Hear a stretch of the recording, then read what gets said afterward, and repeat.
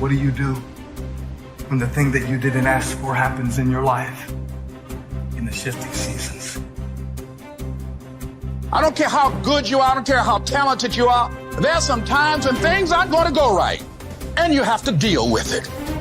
You can find yourself stressed out. You can find yourself depressed, mentally fragile because of the experiences, the turbulence that you have gone through.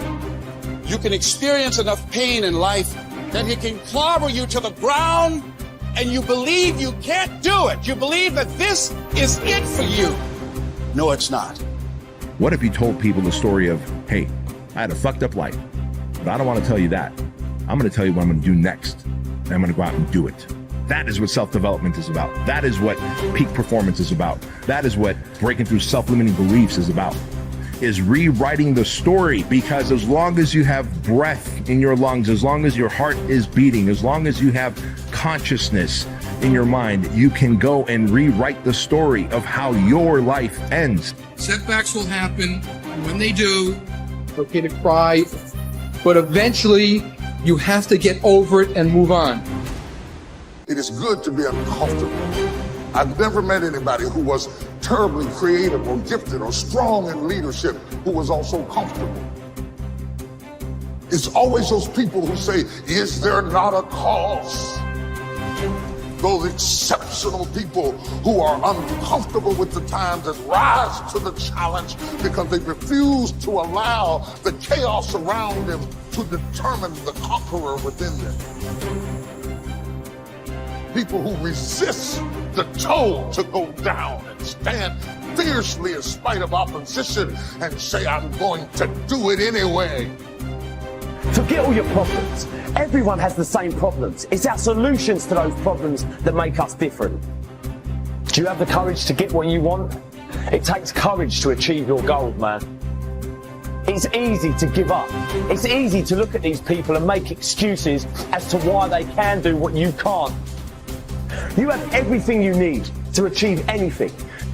Our great problem is not that we feel that we are powerless, but that deep down inside we feel that we are powerful beyond measure. It's an incredible thought. It's almost a scary thought, isn't it? But it's also true, because the powers that you have are extraordinary.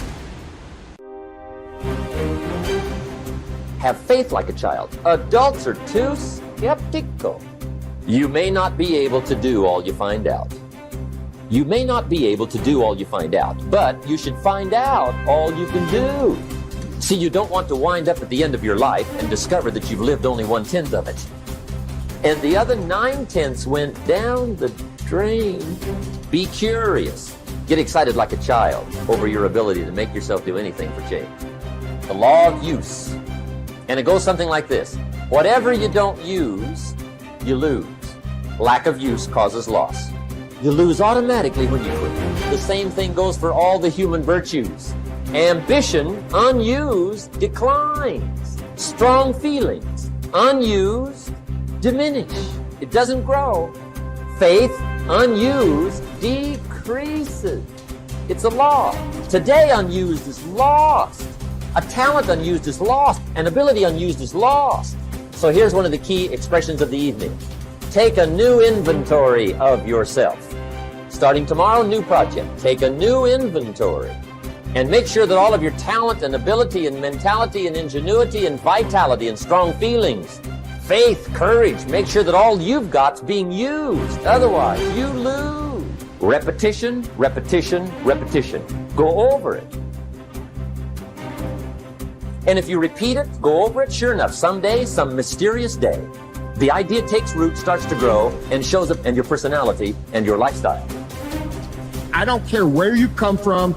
I don't care where you were raised. I don't care what color you are. I don't care what gender you are. I don't care about any of that if you invest in yourself consistently, if you do the work consistently, 1 + 1 is always going to equal 2. 10 years of motherfucking work is going to pay off. Dig deep. Take accountability for your goals, dreams, and aspirations. Ain't nobody gonna give you nothing. Ain't nobody gonna give you nothing you ain't working for. And the reason why some of you can't get to that next level, we don't have enough stuff in you to push you to get through some of the hell you gotta go through. That house ain't gonna get you through that hell. That car ain't gonna get you through that hell. You only go to another level when you're on this level and you eating out of trash cans and you say, enough is enough. I'll do whatever it takes. Do you, be you, for you. 5.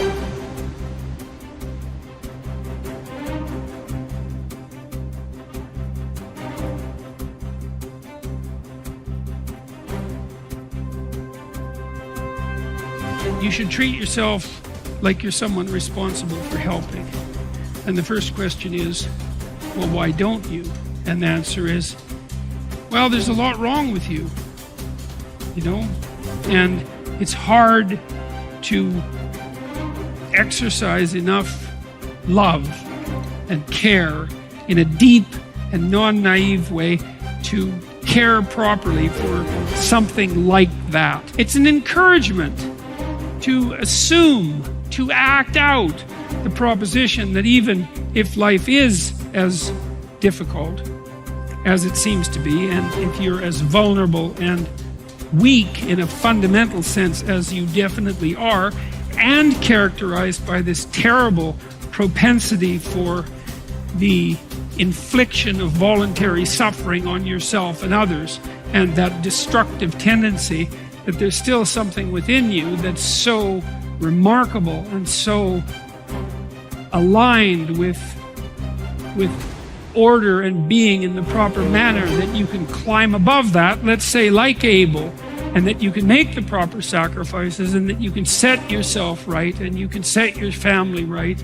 and you can set the world right, and that the mere possibility that that might occur, that that might be within the realm of potential, means that you have a moral obligation to exercise the responsibility to take care of yourself as if you're something that matters. And that if you did that properly, it might turn out that what you did would matter, that it would matter to you, that it would be meaningful in the way that things that matter are meaningful, and that it would matter to everyone around you. If you aim to be something you are not, you will always fail. Aim to be you. Aim to look and act and think like you. Aim to be the truest version of you. Embrace that you-ness. Endorse it. Love it. Work hard at it. And don't give a second thought when people mock it or ridicule it. Most gossip is envy in disguise. I believe that what we become depends on what our fathers teach us at odd moments, when they aren't trying to teach us. We are formed by little scraps of wisdom. Maturity is the ability to live fully and equally in multiple contexts. Most especially, the ability, despite our grief and losses, to courageously inhabit the past, the present, and the future all at once. The wisdom that comes from maturity is recognized through a disciplined refusal to choose between or isolate three powerful dynamics that form human identity. What has happened, what is happening now, and what is about to occur. Immaturity is shown by making false choices. Living only in the past, or only in the present, or only in the future, or even living only 2 out of the 3.